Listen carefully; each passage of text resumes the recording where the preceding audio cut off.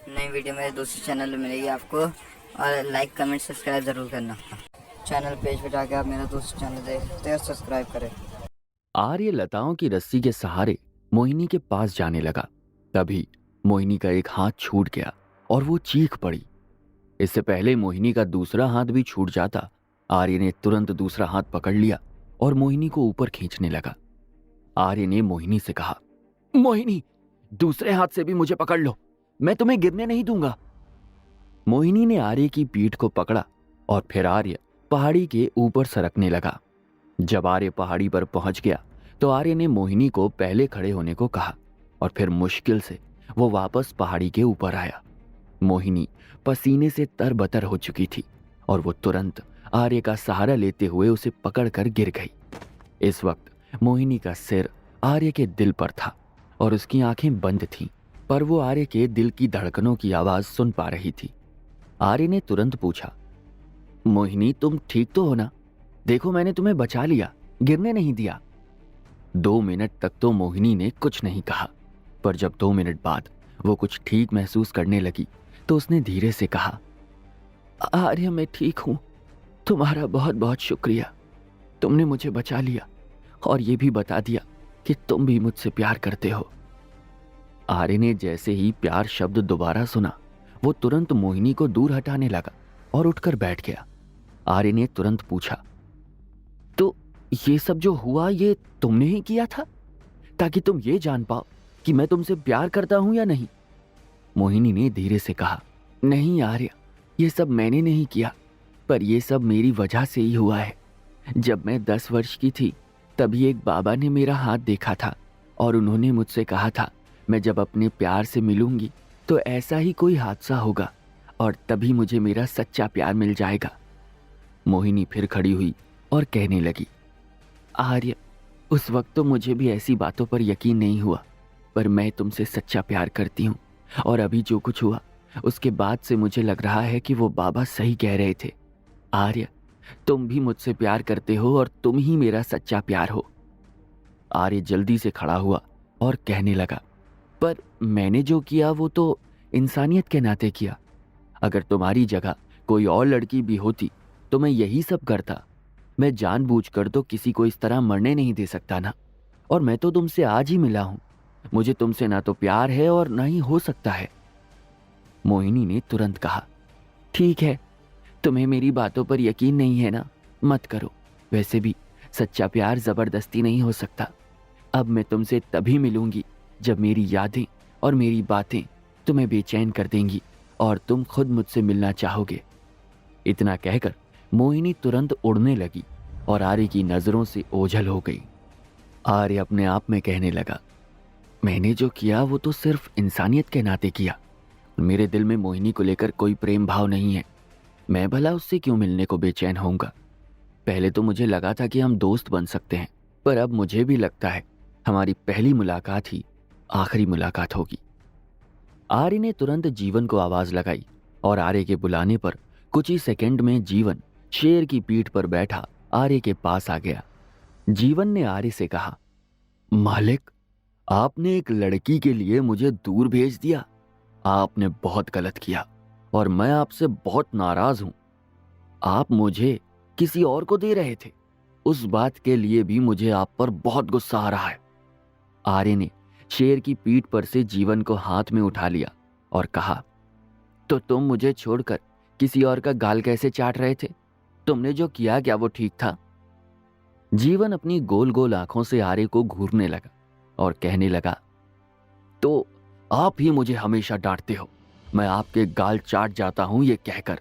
अब मैं अपने मालिक को प्यार नहीं करूंगा तो किसे करूंगा?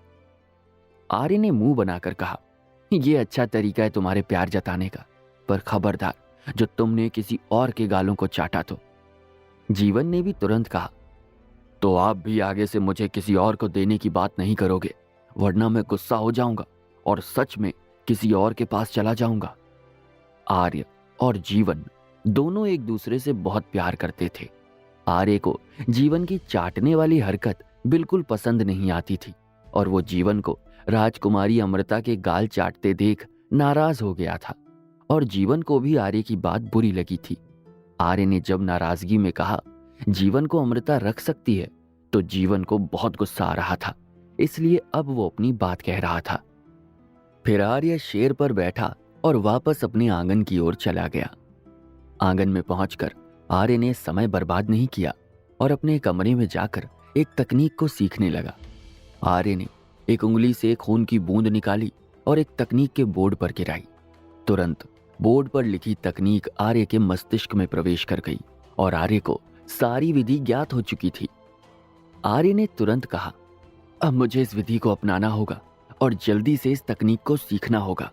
वैसे भी आज मैंने बहुत सारी आध्यात्मिक ऊर्जा खर्च की है और मुझे फिर से अपनी ऊर्जा को बनाना होगा। आर्य ने कुछ गोलियां निकाली और गोलियों का सेवन कर फिर तकनीक को अपनाने लगा। आर्य के भीतर से देवेंद्र कहने लगा, भाई हम 9वें स्तर के आध्यात्मिक मास्टर तो बन चुके हैं, पर अब सबसे कठिन जो है वो है शक्तिशाली मास्टर स्तर को पार करना। और जिस तरह राक्षसी जानवर 4थे स्तर पर पहुंचने के बाद धीरे धीरे ही आगे बढ़ सकते हैं, उसी तरह हम भी धीरे धीरे ही शक्तिशाली मास्टर स्तर को पार कर सकते हैं। आर्य ने तुरंत कहा, भाई मैं जानता हूं, और एक शक्तिशाली मास्टर बनने के लिए हमें अधिक शक्तिशाली होना होगा। अगर हमने शक्तिशाली मास्टर स्तर को ठीक से पार नहीं किया तो हम ये मौका गवा देंगे और फिर कभी शक्तिशाली मास्टर नहीं बन पाएंगे। शक्तिशाली मास्टर बनने का मौका सिर्फ एक बार ही मिलता है। इससे पहले मैं और शक्तिशाली होना चाहता हूं। मैं अपने इस मौके को बिल्कुल भी गंवाना नहीं चाहता। देवेंद्र ने फिर कहा, सफेद तरल पदार्थ को लेकर भी ये मामला कुछ ऐसा ही है। हम 9वें आध्यात्मिक मास्टर स्तर तक तो पहुंच गए, पर अब सफेद तरल पदार्थ को बनाने में हम पूरी तरह योग्य हुए बिना ही शुरुआत करते हैं तो हम अपना ये मौका भी गंवा देंगे और फिर दोबारा सफेद तरल पदार्थ नहीं बना पाएंगे।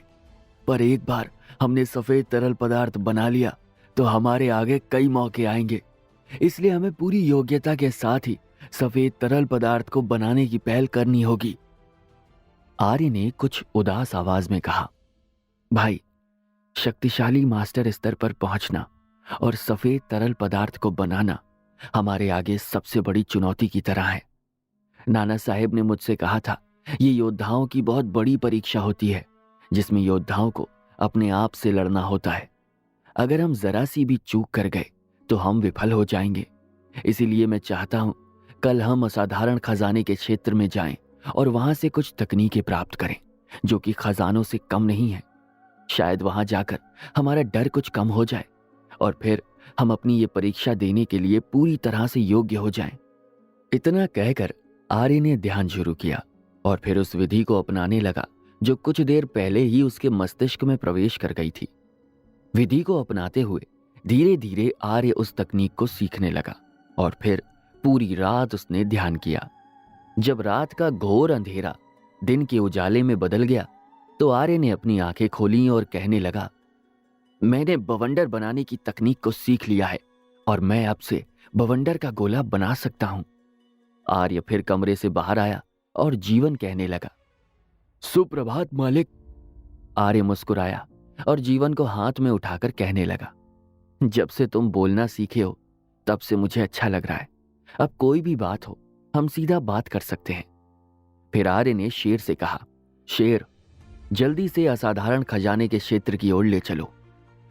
असाधारण खजाने का क्षेत्र एक ऐसा क्षेत्र था जहां बादली गुरुकुल के पूर्वजों द्वारा एकत्रित किया गया खजाना था। इस खजाने में अनेकों साधन और तकनीकें भी शामिल थी जो कि असाधारण थी। आर्य को इस बारे में वैभवी ने बताया था। तभी से आर्य की रुचि थी एक बार वहां जाने की और अब उसने फैसला कर लिया था कि वो खजाने के क्षेत्र में जाकर ही रहेगा। एक विशाल पर्वत शिखर पर पहाड़ की चोटी से धुआं निकल रहा था और वो धुआं अति खुशबू बिखेर रहा था। आर्य का सोने के पंखों वाला शेर उसी पहाड़ी के ऊपर मंडरा रहा था। वहां पहाड़ी पर एक बड़ा सा महल था और महल के ठीक सामने एक बहुत बड़ी इमारत मौजूद थी। सारा धुआं इमारत के भीतर से निकल रहा था क्योंकि उस इमारत के भीतर अनेकों धूप बत्तियां जलाई हुई थी। आर्य ने धुएं को सूंघा और कहा, पहली बार मैं ऐसे धुएं को सूंघ रहा हूं जिसे सूंघने पर खांसी नहीं अच्छी भावना आ रही है। यहाँ की चारों ओर की पहाड़ियां कितनी हरी भरी हैं और पशुओं की चहचहाती आवाजें इस स्थान को कितना सुंदर बना रही हैं। वाकई ये क्षेत्र असाधारण खजाने का ही है। आर्य जब शेर पर से नीचे कूदा तो कुछ समर्थक शिष्य उसे पहचान गए। ये वही शिष्य थे जिन्होंने कल आर्य और हलधर की लड़ाई देखी थी। वो सभी शिष्य दूसरे शिष्यों से कहने लगे, वो आर्य है, 3 गुणों वाला योद्धा। उसने कल ही हलधर को हरा दिया था और बुरी तरह जख्मी कर दिया था। कोई भी आर्य को उकसाए नहीं, वरना अंजाम अच्छा नहीं होगा। समर्थक शिष्य अपने अन्य साथियों को पहले से सावधान कर रहे थे ताकि कोई भी आर्य से उलझे नहीं। उन सभी समर्थक शिष्यों के भीतर आर्य का खौफ भर चुका था और हलधर की हालत देखकर वो सब आर्य से डरने लगे थे। आर्य ने उन सभी शिष्यों पर ध्यान नहीं दिया और विशाल महल को देखने लगा।